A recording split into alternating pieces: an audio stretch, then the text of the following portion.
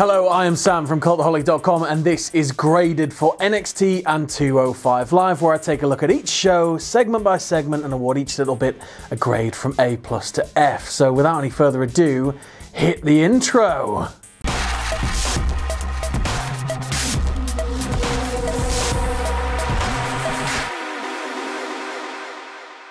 205 Live opens with a recap promo as always before we go to the ring for the first match of the night, which is Mike Kanellis with Maria at ringside versus the Brian Kendrick. Commentary are once again joined by Maria tonight, and when Nigel sees that she's coming to the commentary table, the camera cuts to him and he's sort of rubbing his hands like a dirty old man. It's really unsettling. Things start off slow in this one. It's just hold reversal, hold reversal, hold reversal before Kanellis sends Kendrick to the mat and starts screaming in his face that this is his show and telling the crowd to shut up. Kendrick lashes back with a shot to the face, sending Kanellis to the outside. While Kanellis is rolling out the ring, it sounds like he shouts what the F word. I can't say the word, but somebody screams it. Somebody definitely screams it. It's audible. Kanellis then gets back in the ring and is immediately sent to the outside, and then Maria stops an attempt from Kendrick to send Kanellis flying into the commentary table. She sort of puts her body over it and blocks it. She sacrifices herself, although Kendrick stops short. Kendrick then goes for sliced bread up the ring post. Mike reverses it, but it looks like he didn't quite get all of it because they land a bit awkwardly, and then Nigel starts singing Celine Dion's The Power of Love.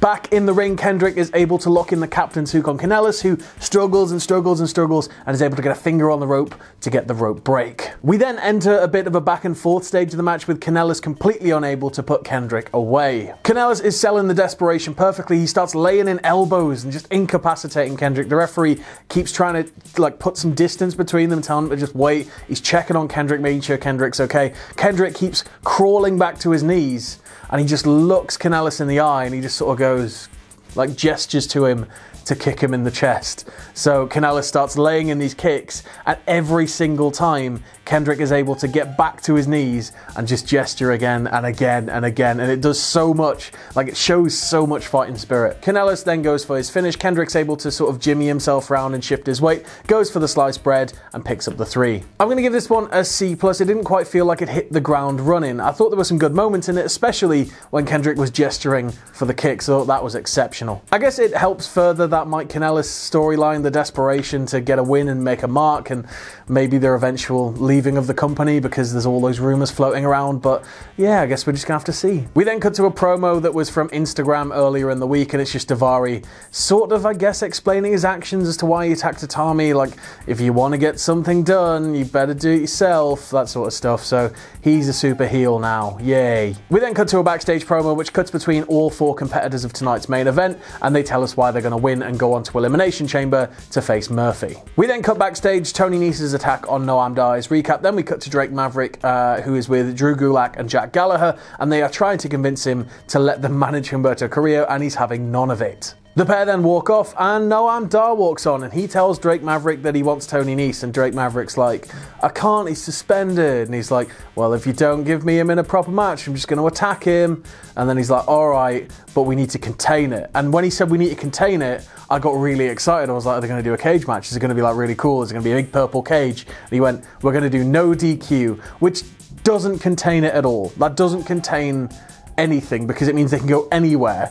It's absolute bollocks. So yeah, next week we have Noam Dar versus Tony Nese in a no DQ match that's somehow supposed to contain all of the action to the ring. Yeah. We then go to tonight's main event, which is Lio Rush versus Cedric Alexander versus Humberto Carrillo versus Akira Tozawa, and it's a 4-way elimination match. So anytime somebody gets pinned, they're out until there's only one person left. And that person will go on to Elimination Chamber to face Buddy Murphy for the Cruiserweight title. Apologies in advance if I'm going to be referring to my notes a lot through this one. There's a lot that happens. All 4 men sort of start the match off staring each other down, and then everybody turns to Lio Rush, who manages to duck and dive and escape before Tozawa sends him sailing into the commentary table. After some back and forth, Rush hits back-to-back dives, taking out both Cedric and Tozawa, and then he hits a handspring into Humberto Carrillo, who's just climbing back into the ring, connects his feet to his head and knocks him to the outside. He then takes Humberto Carrillo into the corner and just keeps calling him trash. Just just tells him he's trash over and over again. Rush then hits that weird flippy lucha DDT thing he does on Carrillo, and Carrillo manages to fight valiantly back to his feet before getting missile drop kicked into oblivion by Akira Tozawa for his troubles. Rush then takes care of Tozawa. He goes for the final hour, but mid-jump Tozawa moves, so he manages to land on his feet before getting absolutely nailed with the lumbar check by Cedric Alexander. Cedric pins him, and that's it. Lio Rush is out of the match. We're down to 3. Cedric is then very quickly introduced to Humberto Carrillo, who manages to hold his own, and he manages to keep Tozawa and Cedric at bay. It's quite nice. There's this really cool thing he does pretty much as soon as Rush is out of the ring, and it's this sort of springboard arm drag, and then he does a backwards roll into a standing moonsault. It's ridiculous. Carrillo then takes out Tozawa, and Cedric comes off the top rope to hit like a springboard clothesline, but it looks like he slips, he lands, and he starts clutching his knee. They show the replay, and what happens is he went for the springboard clothesline, but instead of bouncing off the ropes, his heel slipped, and he just landed knee first. So hopefully he's alright. Tozawa and Cedric then go blow for blow on the turnbuckle. Carrillo tries to get involved, and eventually Tozawa ends up hitting Carrillo with the massive senton, and we're down to 2. He eliminates him. Tozawa locks Cedric very quickly into the octopus before we go strike for strike. Cedric then goes for the neuralizer, and Tozawa is able to catch him mid-flip into a snap German suplex, which looks horrible, looks absolutely brutal the way he lands, and then he just hits him with another snap German, just for good measure, but he still can't pick up the 3. Tozawa then looks like he's going to climb the turnbuckle with Cedric on his back. Cedric rolls away because he doesn't want to be hit by the senton, and he gets onto the apron. Tozawa follows him down there, and Cedric plants him face first into it. Back in the ring, Cedric hits a beautiful Michinoku driver, but that's still not enough to put away Tozawa. After Cedric stomped a hole in him, Tozawa's able to hit an inverted Rana before doing the big senton, picking up the 3, defeating Cedars, and going on to Elimination Chamber to face Buddy Murphy. Murphy then appears on the Tron mid-celebration for Tozawa and tells him that, it's going to be a good match, but he's not going to win. Tozawa isn't going to get that belt off him, and Murphy's going to take it to Mania. He wants to cement his legacy as the greatest cruiserweight champion of all time. I'm going to give this one an A. It was a lovely little match. Everybody got their stuff in without it feeling really forced, and even Carrillo is able to get some storytelling in. You can tell he's improving as the days go by. It's really nice. Tozawa really deserves this opportunity as well. I think him and Murphy are going to do some absolute magic at Elimination Chamber. It should be a really great match. In terms of an overall grade this week, I think I'm going to give 205 Live a B+. I don't think it was the strongest week, but the thing I really like about this week's episode was it continued that trend of last week. It feels like there's so much stuff happening behind the scenes. It feels like everybody's got a little bit of a story. Everybody's got a little bit of motivation. People want different things. Everybody seems to be catered for, like inside this little bubble that 205 Live exists in. And it's just nice. Like, it just feels refreshing. As I said, I'm looking forward to Buddy Murphy versus Tozawa at Elimination Chamber. I think that should be a really solid match. And I hope that Tony Nese versus Noam Dar in a no DQ match that's supposed to contain all of the action to the ring instead of a cage match isn't going to disappoint this week. But that's 205 Live done. Let's get on to NXT. We kick things off on NXT this week with brand new NXT North American champion Johnny Gargano. He says that Johnny Champion has a nice ring to it because there's loads of fans with little Johnny Champion signs, and he says that it's really, really good to be champ. Fans start chanting, "You deserve it," and he cuts them off and he says, "No, we deserve it." And then, everybody goes wild and he's like, "Johnny Wrestling's back." Then out comes Ciampa, and Ciampa says to him, "I'm not here to take away from your moment, I'm here to celebrate it." Ciampa says that Gargano followed his lead, and now look at them, they own the world. This is what they dreamed of when they were sat in that car driving from town to town to town. All that time, this was their dream. The crowd then started to chant DIY, and Gargano cuts them off screaming no. He says that he only came out at the end of TakeOver Phoenix to sort of do the little pose down with the belts to prove to Ciampa that he didn't need him anymore. He has all the gold he wants. Velveteen Dream then arrives and tells everybody that he won the Worlds Collide tournament and that he's owed a title shot. He compares Ciampa to Gollum and then tells him to back up because it's not what he's here for. He's here for Johnny Wrestling. This makes very, very little sense to me. If you've been given this title shot, why wouldn't you go for the big one? Like, it's right there. He's got a crap knee. Just hit him with it. Done. Win. Win the big one. Johnny then attempts to put the Dream in his place, and the Dream cuts him off and says that he wants to know, and all the other people want to know, that when they go one-on-one for this title match, will he be facing Johnny Champion or Johnny Jackass? Gargano then leaves the ring without saying a single word, stands with Ciampa for a moment, Ciampa shoots him a look of concern, and then they both walk to the back, and we fade to commercials. I'm going to give this one a B. It's, you know, really, really solid promo. It just didn't make much sense to me as to why Dream wouldn't go for the big gold instead of going for the little gold. But, you know, he's been after the belt for a while, I guess, but I'd have gone for the big gold, me. We then cut to a backstage segment, and it's from earlier today, and it's Drew Gulak arriving at the arena. We then go back to the ring for Jaxson, Ryker versus Monsoor. That's right, it's our boy Monsoor from the Greatest Royal Rumble, from the really, really politically awkward segment with Daivari.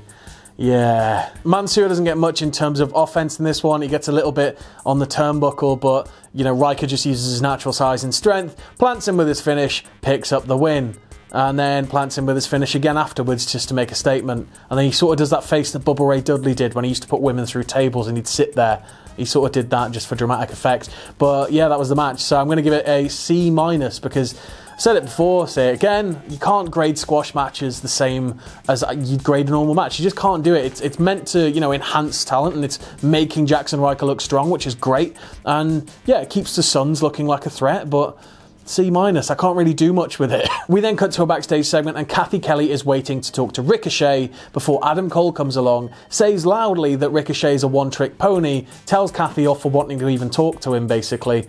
And yeah, he says that Ricochet is at the back of the queue in terms of title shots, and Adam Cole's at the front. Ricochet then walks into shot and contests that, and essentially challenges Adam Cole to a match next week to determine which one of them is more deserving of the title shot. And we then go to the ring for what I think was my favourite match of the night, Drew Gulak versus Eric Bugenhagen. Bugenhagen looks like a very, very fun man. He can hit the King Diamond high notes while playing air guitar, and he proves that WWE again has one of the most superior air guitar rosters on earth. One of my favourite bits of his entrance is that he throws a pick and it doesn't even make it past the crowd barrier. It was just, it was like pathetic but brilliant. The guy though seems like an absolute charisma machine, and it's sort of, I guess, if he was to stay healthy and stay fit and get pushed massively, like he could sort of fill an EC3 shaped hole maybe. The bell then rings and Bugenhagen is taken to task by Gulak. He does manage to get a stretch on him and play air guitar on his ribs, but Gulak doesn't like that, takes him to the mat, locks in the Gulak and beats him.